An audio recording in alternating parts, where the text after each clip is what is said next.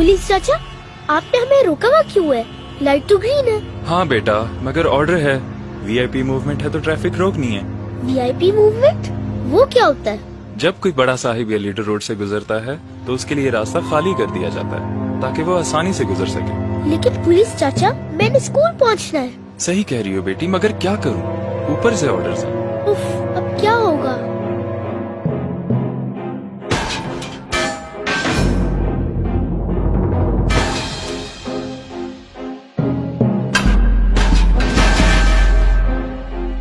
काइद, काइद, काइद।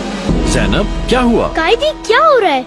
मैं कहीं नहीं जा सकती, हर रास्ते पे रुकावट है। मैं यही देख रहा हूँ कि अब पाकिस्तान में दो निजाम है, एक वीआईपी के लिए है और एक आम आदमी के लिए। लेकिन कायद, फिर हम आप लोग कहाँ जाएंगे? मेरे पाकिस्तान में आम आदमी और वीआईपी सब बराबर थे। अगर पाकिस्तान ने एक खुशहाल मुल्क बनना है तो इसके लीडरों और अफसरों को वीआईपी नहीं, अवाम की बेहतरी के बारे में सोचना चाहिए। और ये सब तभी हो सकता है जब इस कौम के लोग अपने लीडरों और अफसरों से अपना हक मांगेंगे। मगर हम ये कैसे कर सकते हैं? पहला कदम उठा के ये फैसला तुम्हें खुद करना होगा।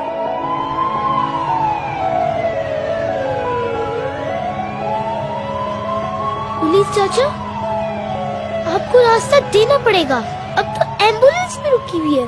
बेटा मैं क्या करूँ, ऊपर से ऑर्डर्स हैं। चाचा, कायदे का अगर पाकिस्तान को आगे बढ़ना है तो आप जैसे अफसर को आवाम की खिदमत डट के और सच्चाई से करनी होगी और कभी भी किसी वीआईपी या लीडर के दबाव में नहीं आना। अगर आप ये वीआईपी मूवमेंट नहीं रोकेंगे तो हम कायद का पाकिस्तान कैसे बनाएंगे?